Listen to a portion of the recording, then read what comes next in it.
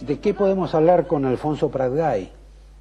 Obviamente de la negociación con los fondos buitres, con el pedido que va a hacer el ministro Kicillof de determinadas, digamos, ventajas o condiciones que los holdouts le den a la Argentina para que después la Argentina pueda cumplir con el fallo del juez Griesa y de la complementaria justicia norteamericana. ¿Es así o incorrecto? Sí, podemos hablar de todo, ¿no? Podemos hablar de fútbol también, de lo que haga falta. Sí, pero no sé, ¿vos jugaste mucho al fútbol? Yo jugué bastante al fútbol. Pero si vos sos de Boca, no juegan al fútbol en Boca. ¿Cómo era la pregunta, Roberto? Buenas noches, ¿no? Sí, buenas noches. La pregunta era, Alfonso, finalmente el gobierno está tratando de transar con los buitres y hasta les está pidiendo algún tipo de favor, por ejemplo, que le cobren más adelante, que darle bonos en lugar de darle plata física, como diría el muchacho de la colita, que tengan algún gesto de buena voluntad con la Argentina. ¿Estoy equivocado en eso? Sí, yo creo que lo que ocurrió acá son dos cosas. La primera es que la Presidenta se dio cuenta que esta vez le salía muy caro no intentar un acuerdo, ¿no? Que estaba muy bien todo este discurso para la tribuna y demás, pero que ella necesita llegar al final del mandato, necesita poder acceder al mercado para no estar gastándose las reservas en pagar la deuda en efectivo cada vez que hay un vencimiento. Y la impresión que uno tiene es que han tomado la decisión política de llegar a un acuerdo. Ellos hubieran querido hacerlo el año que viene, los sorprendió, por más que digan lo contrario, el fallo de la Corte Suprema, y ahora tienen que ir a Nueva York. Yo no diría negociar, me parece que es muy peligroso plantearlo en términos de negociar. No, yo digo que van a pedir. Claro.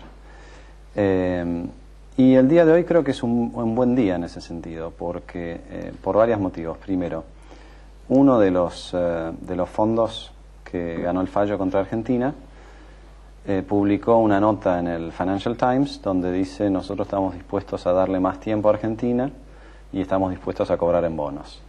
O sea, ellos están empezando a acomodarse. El mediador que estuvo reunido hoy con Kicillof dijo que había sido una buena reunión, que se habían planteado los distintos escenarios y que estaban avanzando. Y Kicillof, por primera vez desde que tiene enfrente un acreedor, vino con una postura muy dura. Kicillof dijo: este fallo es de imposible cumplimiento. Es la primera vez que pasa esto, porque acordate, Roberto, cuando hubo que cerrar con Brufau, sí, a Brufau le pagaron más de lo que le debían.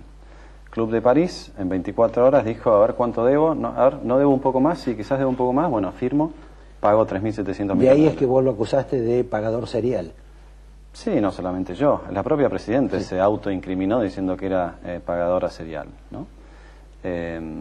La verdad que ha sido esto siempre. Acordate cuando había una discusión con el fondo, bueno, jorobate fondo, te pago 10.000 millones de dólares antes de tiempo y rajate, ¿no? Cuando hubo que negociar con los... Eso es típico de gente que tiene mucha plata. Claro, ahora no tiene la plata. Entonces, la buena noticia es que ahora finalmente tienen que sentarse a defender cada uno de los dólares porque no tienen los recursos para dilapidar y decir: toma, andate, te pago, te lleno la cara de dólares, ¿no? Entonces, lo de hoy de Kicillof está bien. Que Kicillof diga que es de imposible cumplimiento es una buena manera de arrancar con la cuestión pendiente, que es, como decías vos hace un rato, convencer al juez de reducir la pena, porque la pena en esos términos es una pena tan onerosa que quizás podría terminar afectando no solamente a Argentina, sino a los distintos acreedores, incluidos aquellos que ganaron el fallo, ¿no? Vos has sido, digamos, muy crítico con todo el tema de la negociación de la deuda y estás diciendo desde hace bastante tiempo que esto es responsabilidad, obviamente, de Néstor Kirchner, pero Néstor Kirchner está muerto para defenderse, pero también de Roberto Lavagna y de Guillermo Nielsen. Ahora, ese punto de vista, que lo ha sostenido durante bastante tiempo, lo que dicen... 10 años, para ser más preciso. Bueno, lo que dice Nielsen y lo que dice Lavagna es que cuando vos estabas en el Banco Central, nunca presentaste un memo, nunca mandaste un mail diciendo que estabas en desacuerdo. o en la forma en que estaban Si negociando? no, a ver, no era mi responsabilidad como presidente del Banco Central. Yo se los dije a ellos personalmente, todas las veces que pude, se lo dije personalmente al presidente, y después cuando no estuve más en el cargo y no podía hacer ningún daño escribiendo un memo, imagínate, Roberto, en medio de la discusión de la deuda, que aparezca en los medios un memo del presidente del Banco Central. No, diciendo, que aparezca, no, digamos. Entonces, yo todas las discusiones las di adentro. A Kirchner le dije en concreto, una semana antes de irme, le dije, usted está cometiendo un grave error. Usted se está comprometiendo a pagarle 30.000 millones de dólares a los bonistas con el cupón del PBI, y los bonistas no siquiera lo consideran. No vale nada esto para ellos. Entonces, usted va a terminar pagando. Sin embargo, fue un gran favor a los bonistas. Pero claro que sí. Pero eso es mi punto, fue mi punto desde el principio. Y esto fue el punto que creo que, a ver, no sé, realmente no tengo por qué dudar de la honestidad de Lavagna ni de Kirchner. Yo creo que no lo entendieron. Me parece que no lo entendieron. Sobre el final, justo antes de lanzar el canje, pusieron un tope a los pagos que iba a hacer Argentina con el cupón del PBI. Alguien ahí finalmente les hizo ver que era una barbaridad el cupón del PBI y lo que se estaba comprometiendo Argentina, Néstor Kirchner y Roberto Lavagna, para pagar en las próximas generaciones. ¿Cómo pusieron el tope? Y esto lo tenemos que explicar para que se entienda, porque yo llevo 10 años tratando de explicarlo y nadie te presta atención. Bueno, finalmente me parece que algunas cosas están quedando claras, ¿no? Pero el propio gobierno, el propio Kirchner, el propio Lavagna, en el momento mismo de la negociación, en el prospecto de emisión de los nuevos títulos, decía, vamos a ponerle un tope a los pagos del cupón del PBI. Y ese tope va a ser igual a 48 centavos por cada dólar de bono que ingrese al canje. Y después viene la explicación. ¿Por qué 48 centavos? Dice, porque si fuera más que 48 centavos, Argentina terminaría pagando más de lo que debía originariamente.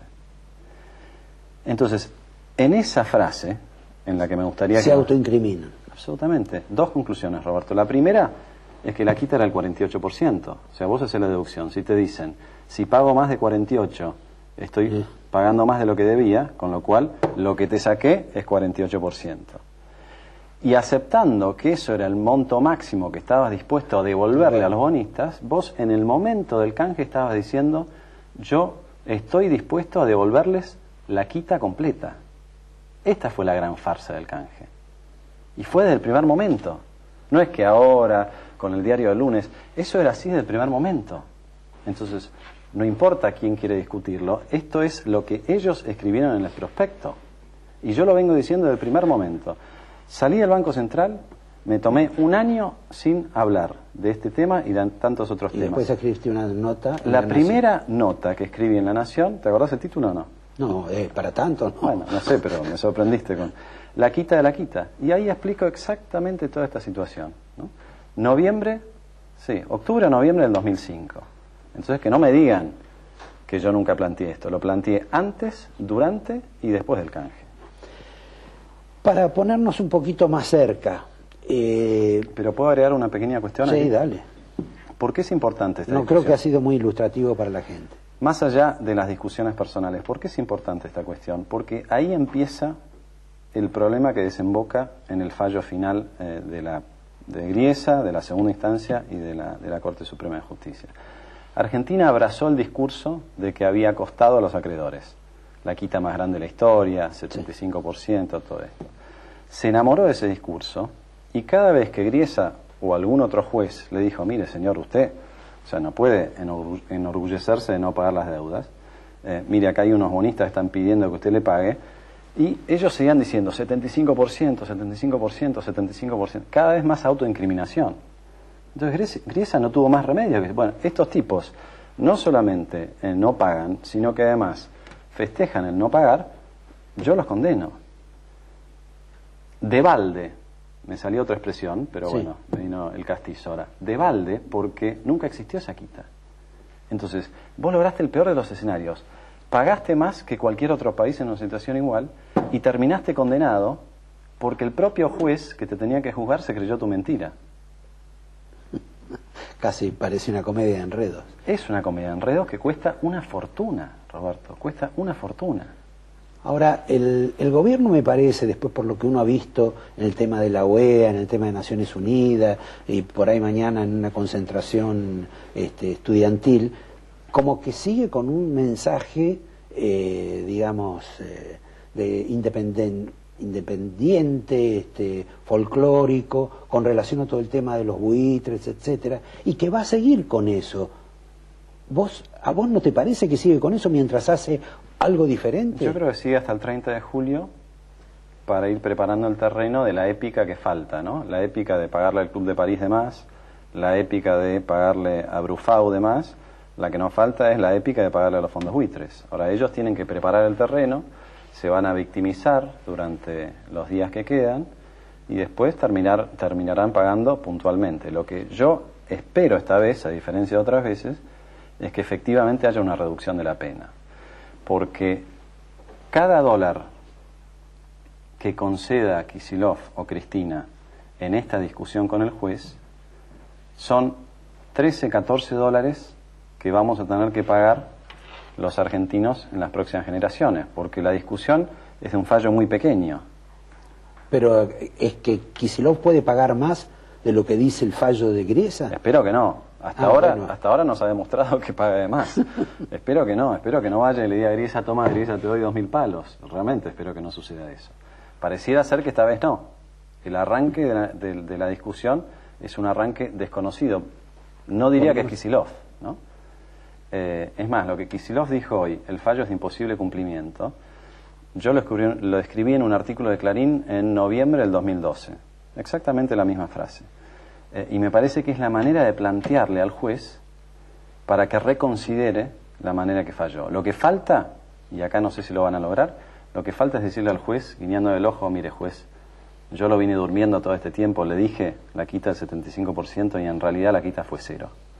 Si alguien lograra hacerle ver eso al juez, entonces es ábrete sésamo. Bueno, por ahí te pueden convocar a vos y se que No, yo ya lo hice, yo ya mandé, yo fui el único, creo que fuimos 2 argentinos que nos presentamos a título personal en la Cámara de Apelaciones como amigos de la República Argentina, y yo desarrollé todo esto mismo que te estoy explicando ahora, intentando que la Cámara de Apelaciones comprendiera que no era cierto el relato de Néstor y de Labaña acerca de la quita. Bueno, en esa instancia no.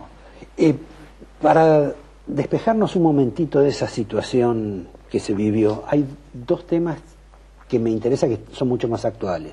Uno es qué va a pasar con nuestra economía, con nuestros pesos, después de esta circunstancia que creemos que en alguna medida la Argentina o Cristina la va a sortear pagando.